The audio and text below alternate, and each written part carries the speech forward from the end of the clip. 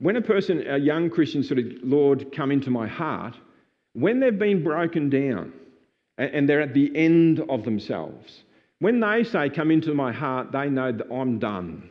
I'm cooked. I'm over. I'm finished. If you don't, I'm dead.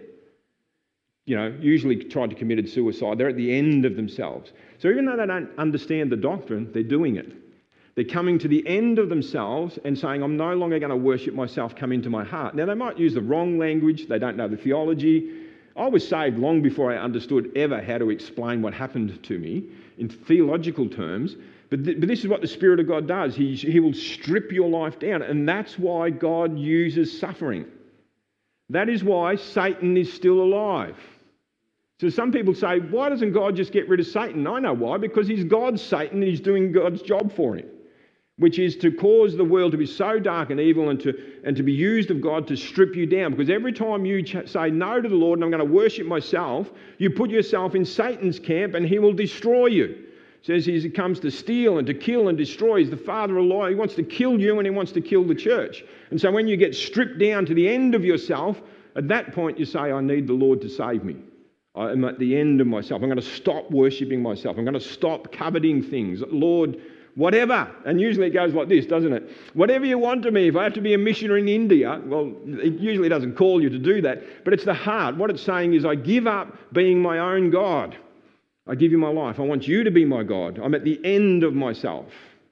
Hence, God uses suffering in this world to bring people to the end of themselves, to see that the way they were going, the choice that you made in Eve is the wrong choice.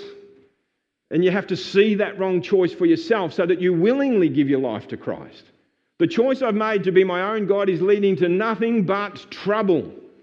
And Satan keeps whispering into your ear, you want that girl, you want that drug, you want that gambling, he's whispering to you, no, go and pursue what you want, be your God. The same sin that Eve committed, whispering. And we're going to see, as we get back to the sermons, how Satan does this. He tried this even with Jesus Christ.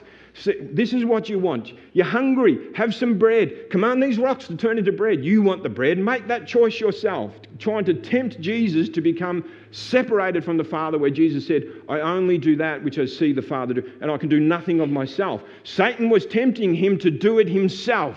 Turn the rocks into bread and eat because you're hungry. The natural desire. So Jesus, no. Why? Because he stayed worshipping God. No, I'm not going to do what I want. I do what the Father wants. And if the Father wants me to starve to death, that's what I'm going to do. Absolute commitment. So he said, let this same mind be in you that is in Christ Jesus.